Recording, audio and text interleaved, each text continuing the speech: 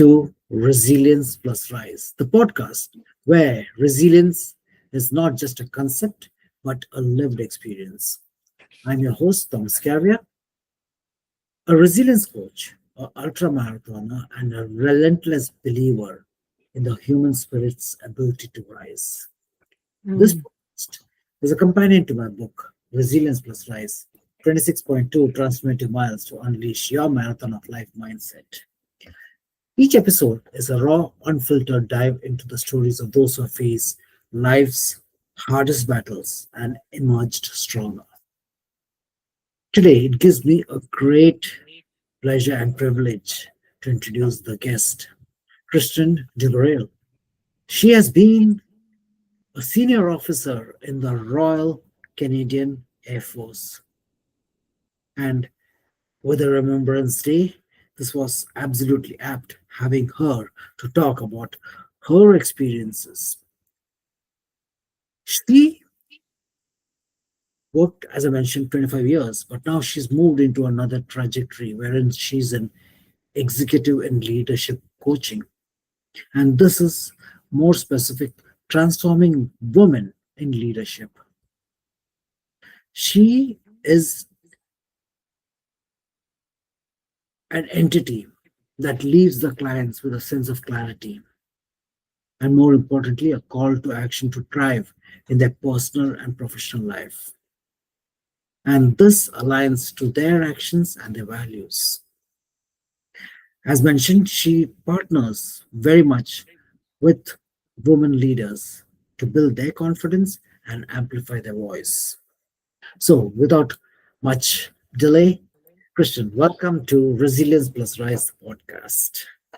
Amazing. Thank you so much, Thomas, for such a beautiful introduction. I'm humbled by your words. Thank you. Thank you. Thank you for your presence. So, as we started, is that you have been in the forces for 25 years, and then you Mhm. believed that it was time to move into something else which was totally different. Was there something when you were in the forces that you believed that this was your calling? Because for me, Mm. a lot of times it is from our sometimes from our deepest of wounds comes our deepest of purpose. I have gone through your LinkedIn information. I've gone through also, guys. She's a founder of Maven Coaching and Consultancy, and I've seen what is the information, and there it is a lot about courage and wanting people to go ahead, move ahead. Mhm. So, Mhm. what has been the reason that once you got into a role that you believe that Mhm. you have to move away, you got into this area of life? Yeah, great question. So I would say that for me, that it really was a long journey in my military career, to get to a point where I really realized that being a woman in uniform was a unique position. That for a Hmm. long time I didn't really appreciate, that we were few, because I didn't necessarily see, the difference at the table until I was a commanding officer. That would be when it really shone for me that everyone else at the table was a man, and they often had very different mindsets and approaches to a problem or a scenario, which is great. But what I would say that was a shift for me was, at this time, it was also a time that I got to work with my own executive coach and really understand, like, the value that my different opinion and my different experience would bring to this table, and Hmm. bring you know some more fullness to a solution, and like a relational approach to leadership. So I would say, for me, this journey and this transition really was, when it was magnified for me that there is some work to be done in the military and in lots of male dominated spaces, to really kind of rewrite what the norms are and what's accepted and what's expected of leaders at the executive table. It sounds wonderful on paper. Yes, yes. So tell me the story. Once you got, because again, I'm a coach, and I also Mm-hmm. had coaches. And when once we say that yes, this can be done, that can be done, and of course, Mm-hmm. the small steps that we can work towards the golden light which we see ahead of us. But we know life is not exactly like that. So, Mm-hmm. how experience when you believe that there has to be a change that has to be coming through, and especially, I mean, we can understand about a corporate world, but when we talk about Mm-hmm. the world of military, okay, I have not been in it, but from what we know and see about, specifically when Mm-hmm. there have been time and again when you mentioned about it's a male-dominated industry, and it has got its own dictum, it's got its own policies and procedures. So Mm-hmm. when during those time when you were you knew that there will have to be some changes, there needs to be a voice that needs to be spoken. How was your journey on that? Mm-hmm. No, I appreciate that because there's a few different things that come up for me, Thomas, when you were asking those, and one of them was I just want to share this example of a Sure. conversation I had probably midway through my career. I was talking with a career manager, and we were just talking about who would replace them.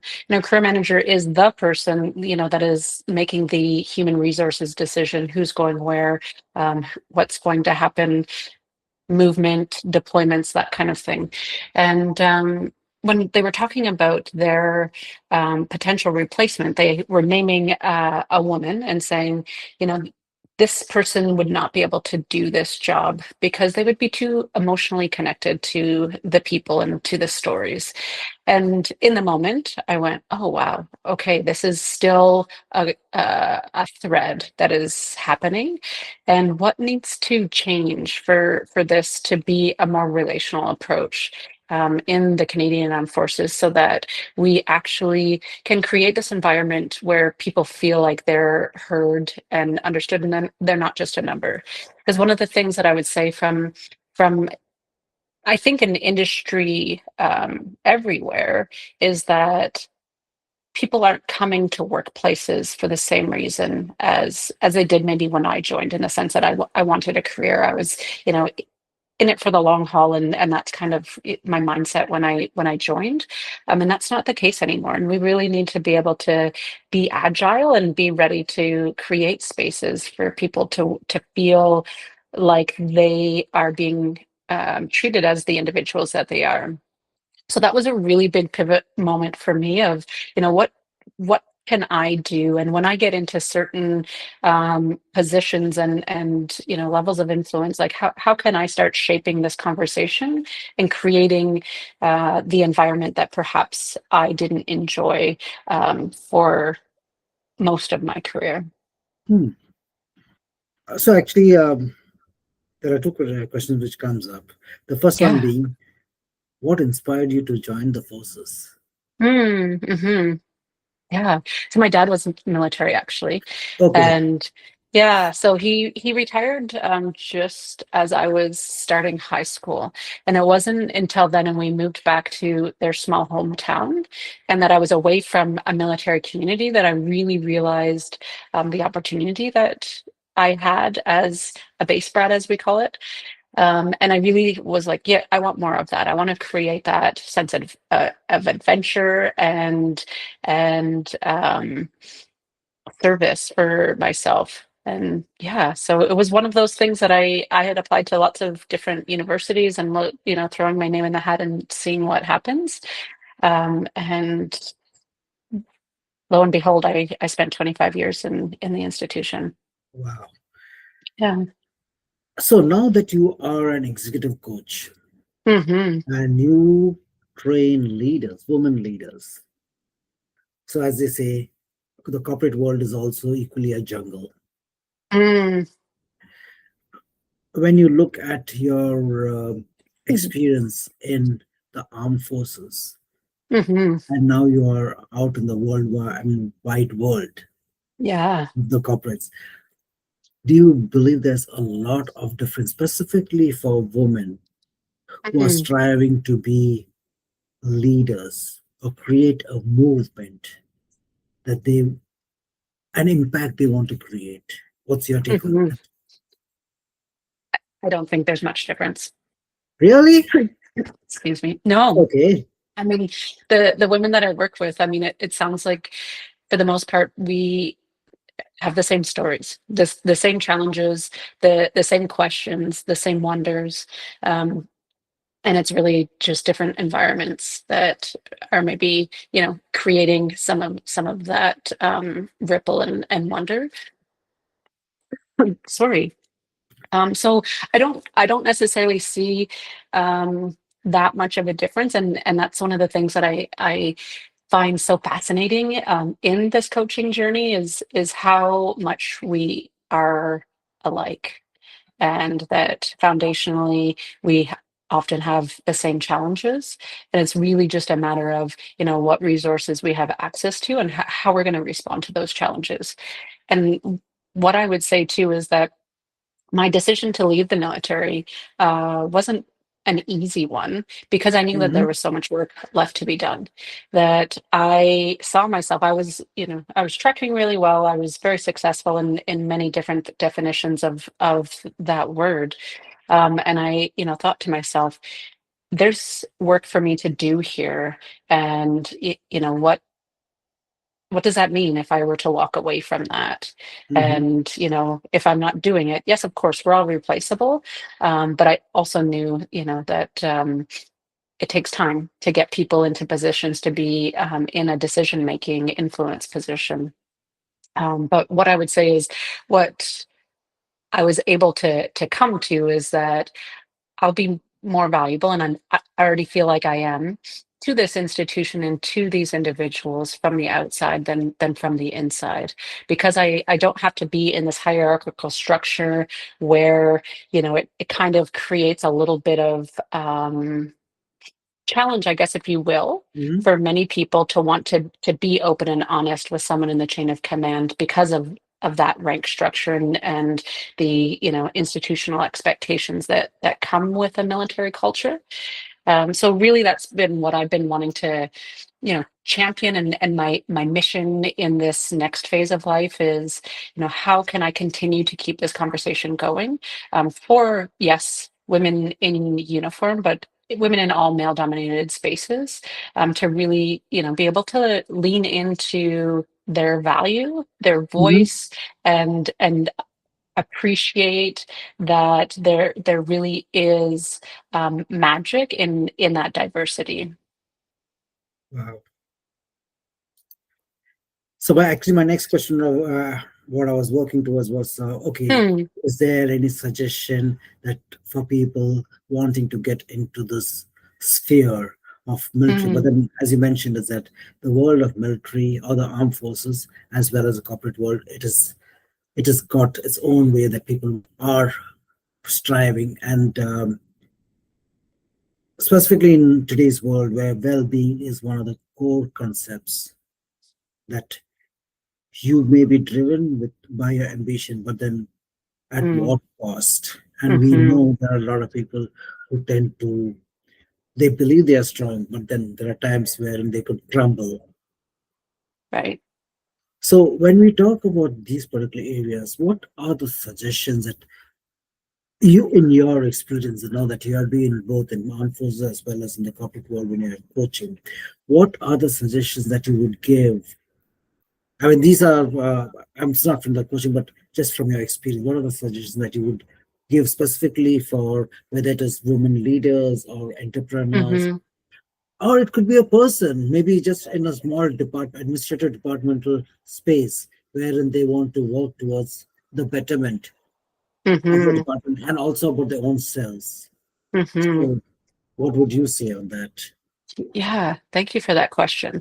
Because I see a few different things. The first thing that I would want to start with is really understanding, that a full life is more than your career. So what kind of like boundaries or um, foundational non-negotiables do you need to set up to know that you can be massively successful in your career while Mhm. also not having, excessive compromise in the rest of your life. That both of those can coexist, if you're willing to do the hard work and challenge some of those tensions, Mhm. and really, understand what's important to you. What is your main values, and how can you live in alignment to be able to know that, you're minimizing those tensions, and really, creating the life by design versus, by happenstance. And then, like, when you were talking about the well-being piece, Thomas, so, like, what I also, really encourage people to do is, figure out, like, what is that outlet that you need to, you know manage in these high stress times that, we don't get to decide what's getting thrown at us in our personal or professional lives, but we get to decide how we respond to that. Of course. So for me, like, one of those outlets was, kind of similar to you, I think, is, my physical fitness, and having this daily practice that was my outlet, so both mentally and physically, um, that I needed that time to be able to just be in my own head and in my own space, turning all the other expectations off. And I really felt that set me up for, a better day going forward, because I was, creating, this foundation of resilience, I would say, Mhm. both physically and mentally, to be able to take on whatever's getting thrown at me that day, that week, that month. Mm, that's nice. Mm, And what about there might be again we are looking towards women who may not be working towards a leadership position, but they are just trying mm, to balance their work, their life, and everything that comes in between that. yeah. And especially in today's world, where it is a struggle, whether it is economically or in different ways. Mm-hmm. They're Mm-hmm. meeting their ends meet. And yes, for a family at times, for both the husband and wife also working on that might be. And in fact, there are a lot of single parents also. Do you have any suggestions for them? The struggles that Mm-hmm. Yeah. Yeah, absolutely. Really, I would say for me, it comes back to, like, creating alignment in your life. That, again, there's going to be peaks and valleys and scenarios that, we must walk through this path, to be able to create space, or, create something else, that we're looking for in life. And even in kind of that messy middle or the muck, we can still find space to create alignment. And what does that mean to any individual? So, what is it that you need to be thinking about or hoisting aboard to be able to make that feel more manageable? And when you're thinking about, like, what is my priority to today, one of the questions that I love to ask that I feel can be so impactful is, if I'm saying yes to this, what am I saying no to? beautiful, beautiful. Mm, Uh, of course, when another question which comes up is that after 25 years and now you're moved into another world, do you feel that at times you want to go back to hmm, that? I mean, are you yeah, free to answer it? yeah. I would say so. I'm still fairly fresh, leaving, Mhm. and I'm still kind of connected to know what is happening. Mhm. But I also feel like I get to do the best part of my job in the military, which is Mhm. leading people, which is helping them find their fire in their belly. Like, that is the thing that I love to do while I was in the military, is really helping people figure out, like, what is it that makes me tick? What direction do I want to go in, that is really going to, again, create that alignment, whether it was, in my unit or somewhere totally different, or maybe outside of the military. So I feel like now that I have, like this gift that I've been given, that I get to be in that role, but I get to do it on my own terms, and that I don't necessarily have to, um, be loyal to any party line or institutional expectations. And I Mhm. really get to dig in and just, be on this discovery path with people. So Not yet. I'm not missing it yet, because I still feel like I have so much ties back to, you know, what is happening right now in the Canadian Armed Forces. Wonderful. So there is a life Mm, after 25 years of moving away from that absolutely. particular playground.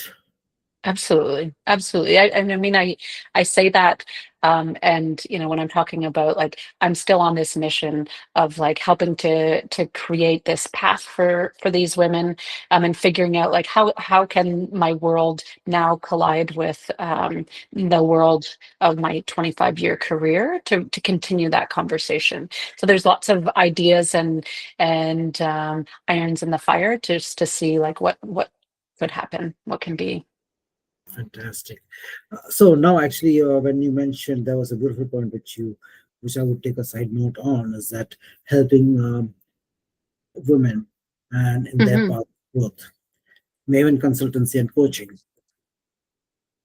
What's what's there? What's your purpose? What's your vision? And Yeah. is there anything happening in the near future? And guys, I will be putting out her connections in the comments below. Just have a look onto it, as well as the entire podcast will be in the comments below over here.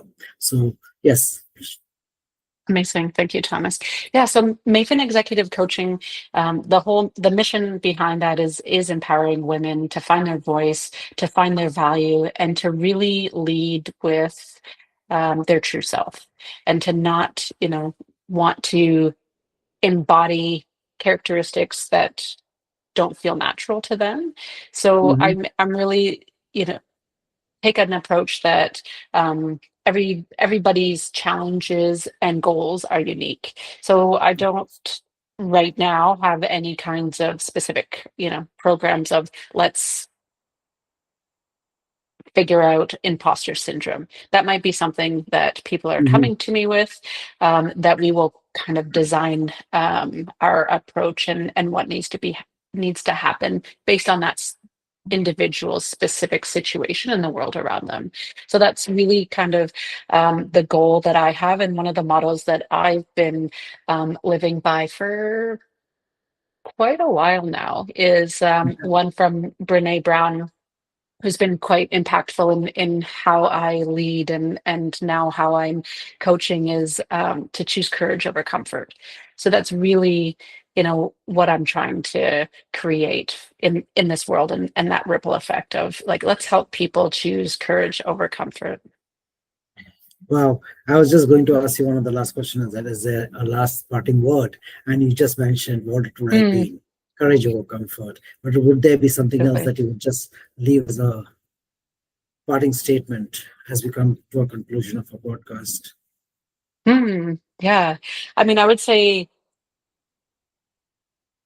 that really, like I said, is the motto that I live by, and that I strive to help others really embrace. And I Mhm. think that that is really what's going to be the key to creating a world where we're all feeling valued and seen, and that, you know, we have this sense of belonging.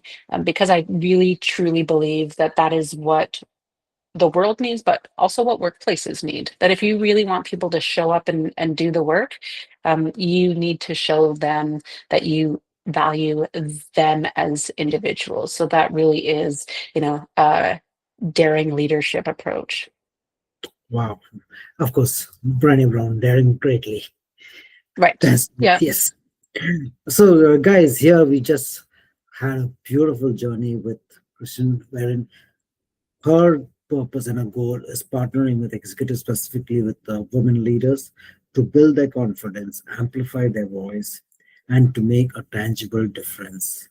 Hmm. And for her, it is not just been confined because she has got that rich, varied experience of the armed forces, and now she's opened up to the corporate world, and she sees the world is not very different.